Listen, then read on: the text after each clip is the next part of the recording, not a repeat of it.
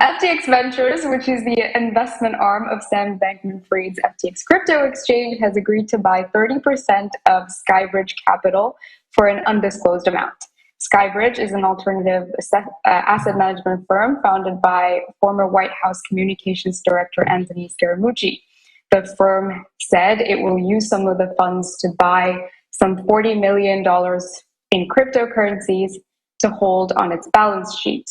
At the end of June this year, it held around $2.5 billion in assets, of which $800 million were in digital assets. Earlier this year, SkyBridge also started a new investment vehicle to be able to put money into Bitcoin mining. So meanwhile, Bankman-Fried is continuing to make headlines. FTX has been very busy attempting to bail out troubled crypto lenders like Voyager and BlockFi recently.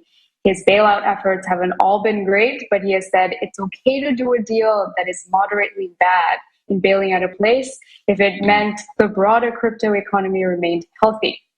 Folks over at CNBC that broke the story have started comparing him to JP Morgan, and Bankman-Fried said the deal was not just about expanding the crypto community, but also bringing the traditional and digital asset worlds together. I'm sure, as you said, FTX's recent moves have been discussed at length on the show, but it keeps making them. So, David, I'll throw to you for your thoughts on this first. Yeah, I think just to be clear on one thing, there is at least no disclosure that SkyBridge is actually in need of a quote unquote bailout.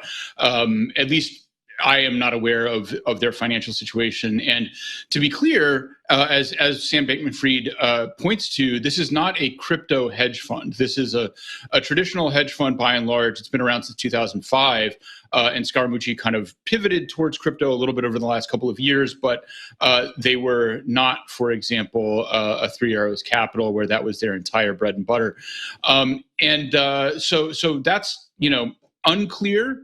Maybe FTX is swooping in at a moment of weakness and taking a chunk that it hopes will grow in the future. But we're reading between the lines a bit on that one. Adam, what do you feel about this joining of traditional finance with the more crypto-focused world? Oh, Adam, you're muted. I'm not sure if everybody's hearing. Apologies. It's the best show ever today. It's Friday. I was just saying that it's Friday. When we're talking about stories like this, you have to look at kind of what's the driving factor behind it. And from what we can tell, again, from what's been made public at least, this doesn't appear to be a rescue. It looks a lot more to me like this is about FTX. This is about the move that they've been on and the expansion mode that they've been in incredibly. Because again, remember, for as bad as things are out there for, the typical crypto company, FTX is not the typical crypto company. FTX is very much in sort of the catbird seat, and they can look around and they can say, aha, where can we achieve sort of the best value investment today? Because our thesis is that this stuff will be significantly more valuable in the future and that this is the low part of a cycle. So we've seen companies do this type of thing in the past. I think that FTX certainly is the largest example that we continue to see just in terms of splashing that money out there. But again, if you look at how successful they've been at establishing themselves as perhaps not the top exchange, but one of the most profitable enterprises and also one of the sort of broadest, reaching enterprises, this seems consistent to me as they are diversifying, right? And that diversification for SkyBridge, the advantage comes that, hey, they're getting some capital in that's going to allow them to really kind of double down on their crypto investment without putting any more money from their existing investors in. It's coming from the crypto people. Whereas the other side, is that they're going to own, FTX is going to own 30% of what is a good-sized fund as a result of this. So it seems like it's a win-win to me, and that's pretty consistent. Like, they're not just throwing money around, they're making strategic investments that they believe will both sort of boost the profile of the space itself, which is really a way to boost the sort of profile of FTX as one of the largest companies and most important players in the space. And then simultaneously, it's bargain shopping, right? It's like, where can we go to, to deploy capital? Because otherwise, they're keeping it all somewhere, right? You got those billions of dollars, you got to put it somewhere. So this makes total sense to me. What do you think? Yeah. Suddenly. Yeah, suddenly, you want to add more? You have other thoughts?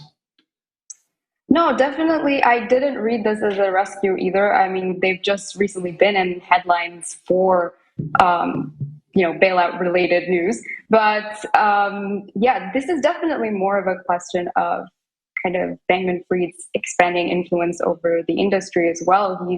He's definitely got a long-term plan. He's not afraid to kind of lose some money in making sure crypto has a future. And it's really cool to see that sort of happen in this space. And, you know, he's been compared to a lot of different people. He's here, he's there, he's everywhere. There was like a Roy Kent reference, like he's got his fingers in a lot of things right now. I think that he's really, really working on expanding his power. And I don't know, there are some mixed feelings about that. You know, is that making the space more centralized? Is it concentrating power in one person? I've seen that debate go around as well, but I don't know. I think he's doing some interesting work. David, we'll see. I will offer one last thing before we transition to our next story, which is one interesting thought here is that SkyBridge, as a longstanding fund, does have both some public legitimacy and some, you know, people who are experienced and who know procedures and things like that. And so I wore a shirt today to point out the contrast between SkyBridge and another infamous entity, which, you know, you want to stand up an alternative to your Three Arrows Capitals of the world, who might then still take on that role of being a hedge fund in crypto going forward. So I think that strategically speaking, big picture, that could be part of the agenda here too. But we're going to wrap this up, and Adam has a piece of news that I mean, it's good news with a filigree of, I got to say, some weird feelings around it from me at least. But go for it, Adam.